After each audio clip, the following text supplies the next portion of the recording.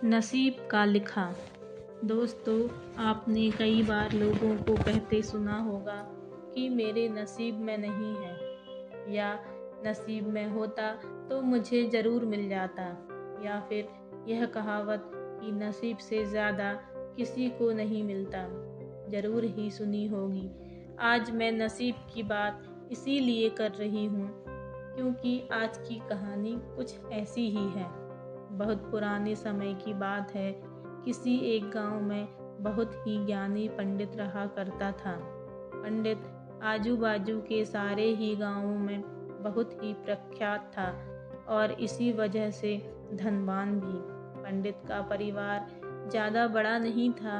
पंडित अपनी पत्नी के साथ अपने बहुत बड़े घर में अकेला रहा करता था, क्योंकि पंडित को कोई बेटा था नहीं और एक बेटी थी जिसका विवाह पास के गांव वाले एक श्रीमंत लड़के से हो चुका था।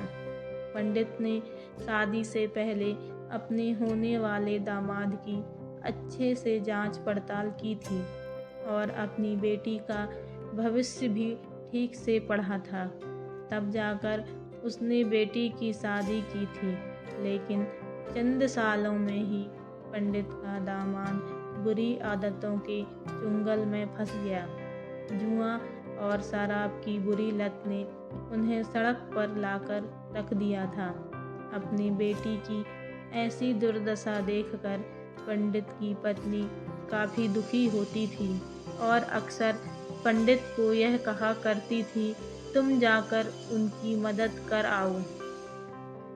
पंडित हमेशा अपनी बीवी को यह कहकर उनकी मदद करने के लिए मना कर देता था कि अभी कुछ समय तक उनका बुरा वक्त चलना है। हम चाहे कितनी ही कोशिश कर लें, जो उनके नसीब में नहीं है वह उन्हें नहीं मिल पाएगा। पंडित की ऐसी बातों से उसकी पत्नी काफ़ी दुखी हो जाया करती थी और मन ही मन सोचती थी कि कैसा स्वार्थी पिता है, अपनी बेटी को इतने कष्टों में देखकर भी उसकी मदद करने के लिए मना करता है।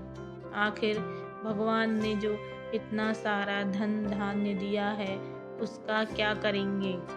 हमें कोई और औलाद भी तो नहीं है, ले देकर एक यही बेटी है और उसके लिए भी कुछ नहीं करेंगे तो किसके लिए करेंगे? पंडित ऐसा नहीं सोचता था। ऐसा नहीं था कि पंडित अपनी पुत्री से प्रेम नहीं करता था, लेकिन उसने अपनी पुत्री की कुंडली इतने अच्छे से पढ़ी थी और वह यह पहले से ही जानता था कि वह चाहे किसी भी लड़के से शादी करती, लेकिन उसके जीवन में यह समय आने वाला ही था और बिना इसे भुगते उसको छुटकारा नहीं मिलने वाला था। एक दिन खाने पीने के लिए भी मोहताज हो चुके पंडित की बेटी और दामाद उसके घर पर आए। पंडित ने और उसकी बीवी ने दोनों का खूब आदर सत्कार किया, खूब अच्छा खाना खिलाया। बेटी और दामाद की पंडित से सहायता मांगने की हिम्मत ना हुई, इसीलिए वह बिना बोले ही वापस अपने घर को लौटने लगे। लेकिन माँ तो माँ होती है। पंडिताइन से रहा नहीं गया और बिना पंडित की इजाज़त के उसने चोरी छिपे बूंदी के लड्डू बनाकर उसमें सोने के सिक्के रख दिए और बेटी और दामाद को दे दिए, ताकि बेटी और दामाद की कुछ आर्थिक सहायता हो सके। पंडिताइन यह भी जान गई थी कि बेटी और दामाद शर्म के मारे उनसे मदद नहीं मांग रहे थे, इसीलिए उसने बेटी और दामाद को भी लड्डुओं में छिपे सिक्कों के बारे में कुछ भी नहीं बताया। जाहिर सी बात है कि जब वो लोग घर पर जाकर लड्डू खाएंगे तो उन्हें उसमें सोने के सिक्के मिल जाएंगे। इस तरह बिना मांगे ही उन्हें मदद पहुंच जाएगी। सोचकर पंडिताइन मन ही मन अपनी बेटी की मदद करने के लिए खुश होने लगी। पंडित के दामाद और बेटी उन दोनों का आशीर्वाद लेकर अपने घर की तरफ रवाना हो गए। उन दिनों गाड़ियाँ तो होती ही नहीं थीं, घोड़ा गाड़ी या बैलगाड़ियाँ चलती थीं। पैसे ना होते तो और चीज़ों की लेन देन से भी व्यवहार होता था। बेटी और दामाद का गांव पंडित के घर से कोसों दूर था। फिर भी पैसों की कमी के चलते वह चलकर अपने गांव की तरफ निकल पड़े। थोड़े दूर ही चलते थे कि पंडित की बेटी के पैर में मोच आ गई और अब उसको चलना भी मुश्किल हो गया। पंडित के दामाद ने जब देखा कि उसकी बीवी अब बिल्कुल चलने में सक्षम नहीं है, तो उसने एक टांगा अपने घर तक किराए पर ले लिया। दोनों पति पत्नी टांगे में बैठकर घर तक पहुंच गए, लेकिन टांगे वाले को देने के लिए उनके पास पैसे नहीं थे। इसीलिए पंडिताइन ने जो बूंदी के लड्डू उन्हें दिए थे, वही लड्डू किराए के तौर पर उस टांगे वाले को दे दिए। टांगे वाला बूंदी के लड्डू लेकर वहां से चला गया। टांगे वाला अपने घर की तरफ जा रहा था, तब उसे एक हलवाई की दुकान दिखी। उसने सोचा कि थोड़े से बूंदी के लड्डुओं से मेरे घर के लोगों का पेट थोड़ी ही भरने वाला है। इससे अच्छा मैं इन बूंदी के लड्डुओं को बेचकर उनसे कुछ चावल खरीद लेता हूँ।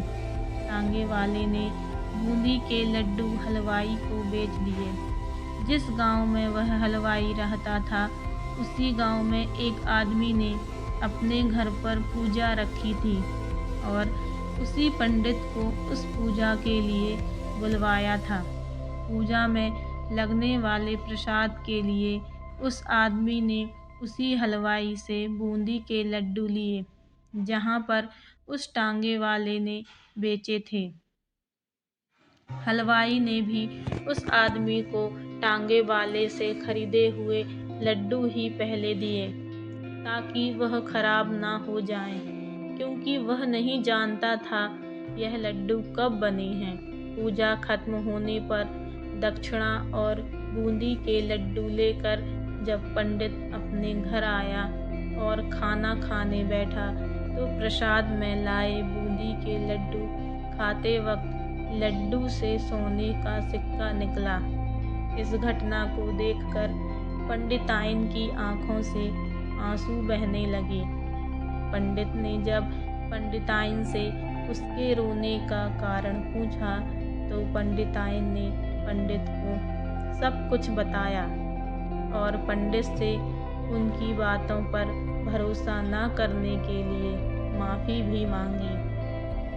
पंडित ने पंडिताइन के आंसू पोंछे और कहा कि तुम्हारी तरह मैं भी हमारी बेटी को बहुत प्रेम करता हूँ, लेकिन अगर हम उसकी अब मदद करते हैं तो दामाद हमसे हमेशा ऐसे ही मदद की अपेक्षा रखेगा और अपनी बुरी आदतों को कभी नहीं छोड़ेगा।